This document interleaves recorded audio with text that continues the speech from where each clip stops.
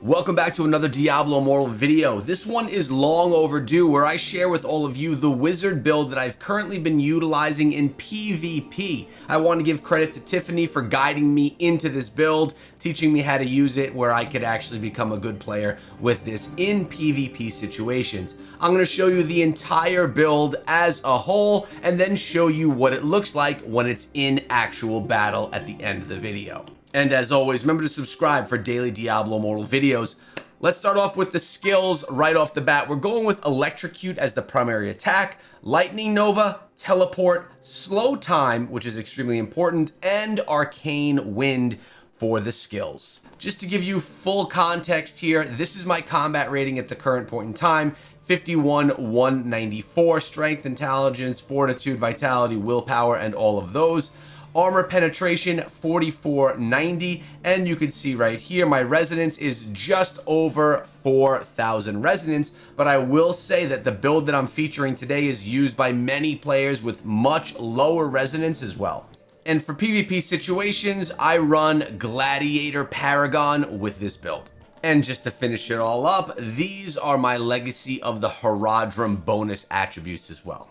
For my charm, I'm not running anything special. I'm not using Ice Crystal, Magic Missile, Meteor, Ray of Frost, literally using none of these, so my charm is not even a play here, but I am using two cursed properties in particular. I really like Nettled, it's going to give me that shielding when I'm in battle, and Wired, which is going to get more of that electricity running through the battles as well. These two cursed properties I think are really important for the build. Now we'll take a quick look at the green set items. As you can see, we're wearing a 4-piece Skybreaker, a 2-piece Feasting Barons, and a 2-piece Vthu. The Skybreaker is going to deal damage, unleashing lightning blasts at the enemy's location, shocking all nearby enemies for at 8,500 damage per second for 3 seconds. Can occur once every more than 6 seconds. And then when you wear the 4-piece, when near shocked enemies, you automatically release a chain lightning, dealing 35,000 damage. Up to 4 chain lightnings can trigger one. So this is a really solid one, making this an intense lightning build. We also are going with Feasting Barons, just a 2-piece, increases the duration of harmful effects by 30%. And we are then going with Vthu, increases the duration of all beneficial effects on you or your party members by 30%. Vthu seems pretty standard with all builds across all classes. You're going to see benefit there almost all the time. Now, as for the legendary gems that I'm wearing, I am wearing all 5-star legendary gems, but they're not all 5 out of 5 quality. I'm going with the Roiling Consequence, Blood-Soaked Jade, Void Spark, because when I want more electricity, I got more electricity. I'm going with the Gloom Cask, Bottled Hope, Seeping Bile, and the last two are the Blood Flow, and we have the Colossus Engine. There are definitely a few gems in here that are outdated, such as the Seeping Bile. Gloom Cask and Void Spark can easily be replaced as well. The S tier gems as part of this build are the Roiling Consequence, the Blood-Soaked Jade, the Bottled Hope, Blood Flow, and the Colossus Engine. Although they're not required for this build to be effective, you can definitely utilize a combination of 1 and 2-star gems and really be effective in PvP with this same exact build. Now let's take a look at our primary pieces of gear. Now, of course, we're going with the Horde Splitter's Spirit Helm. They are all called that. That's when you get to the higher level, you can craft one of those. But what's more important here is the essence being used. Temporal Flux, which is very important. Slow Time now causes you to enter a temporal flux, causing your non-channeled skills to reduce the cooldown of your other skills and increase your movement speed. Slow Time cooldowns cannot be reduced by this effect. The cooldown is reduced by 7.2%, and because we're awakened, Slow Time cooldown is decreased by 10%. This essentially makes you be able to spam your skills like crazy, calling this the Carpal Tunnel build. For the chest piece, we're going with Coat of the Astrum, and right here we have the Runaway Lightning. Lightning Nova now unleashes a wild arc that jumps rapidly between random targets, leaving behind sparks of electricity that continue to deal damage when it hits shocked enemies. The The damage is increased by 18%, plus an additional 10% from being awakened. You can start to see now why I like having as much electricity as possible, which is why I like the Void Spark gem, and why I like utilizing Wired as a cursed property as well. We have Sir's Fortuitous Ward, this right here. We have Teleport now causes you to gain a shield that absorbs 35,000 damage and blocks 1 total loss of control effect. And the cooldown is increased. Shield effect is increased by 54%. Teleport cooldown is reduced by 10%. Also, remember, we have the Nettled on right here, where you gain a shield after 6 seconds every time you hit or counter attack, dealing 40% of damage. So this right here, lots of shielding, which is really nice. Plus, it keeps you from that loss of control effect in PvP.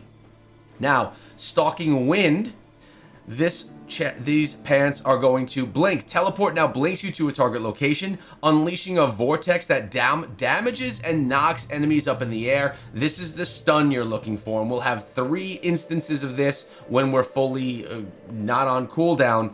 It's going to knock them up in the air. You're going to be able to drop a bunch of attacks and then escape before anything happens. Teleport damage is increased by 18% and again by an additional 10. Now, the first primary weapon is Mistral Rend. Here, Arcane Vortex. Arcane Wind now unleashes a condensed arcane vortex that bounces between you and multiple enemies, damaging and slowing them. Enemies already slowed will become immobilized. Arcane Wind damage is increased by 18%. Plus an additional 10%. And our second primary weapon is Radiant Splines, which you probably have seen in other builds as well. When Lightning Nova deals a critical hit, it emits a charged bolt that deals almost 14,000 damage. It can't occur more often than once every second. Damage is increased by 90% and Nova increased by 10%. So you're seeing a lot of damage is going to be bouncing around in electricity form. As the secondary weapon, we have Unrepentant Gale. Maximum arcane wind charges are increased by 1, the cooldown's reduced, and the damage is increased. And then finally, Trifling Piffle. Again, you've probably seen this one in other builds as well. When Lightning Nova hits a shocked enemy, it unleashes another Lightning Nova. Cannot occur more often than once every 4.5 seconds, and the cooldown is reduced by 10%. I think you're able to see right here, just from all of the lightning going around and the bouncing and how the effects play off of one another, how much damage is going to be throwing around in your PvP battles. And now I figured I'd show you a little bit of what this actually looks like in real PvP settings. What you want to do, obviously, with a wizard class or any type of a glass cannon class is keep your distance. But as you can see right here, I'm spamming the skills. We're using the time skill, and then we're popping Arcane Wind, and we're using our electricity to just completely spam out the opponents that we're near, and then we run away, bandage up before we can get back in the battle. Then once we do, we stay far back because all of this lightning that's spinning around continuously moves around on its own. You could keep your distance and do damage from afar, and those lightnings are going to just continuously go around and around, dropping damage whenever your enemies get near. Just make sure that you go heal up when you need to. And you could also play very aggressive with this. When you have your teleport, you can teleport through, get that stun, drop the electricity, and take out big numbers of enemies, as you just saw right there, taking down 4 that were on the idol. This is a build that I've really enjoyed. I'm a Crusader Barbarian guy, but playing the Wizard has been a real lot of fun, keeping me in the class now for over a month's time, which is actually long for me to play in a class outside of Barbarian. I think this build is on point, a ton of fun. I think you guys are going to enjoy it. Let me know your thoughts of it in the comment section below, and I'll see you guys back here in another video very soon.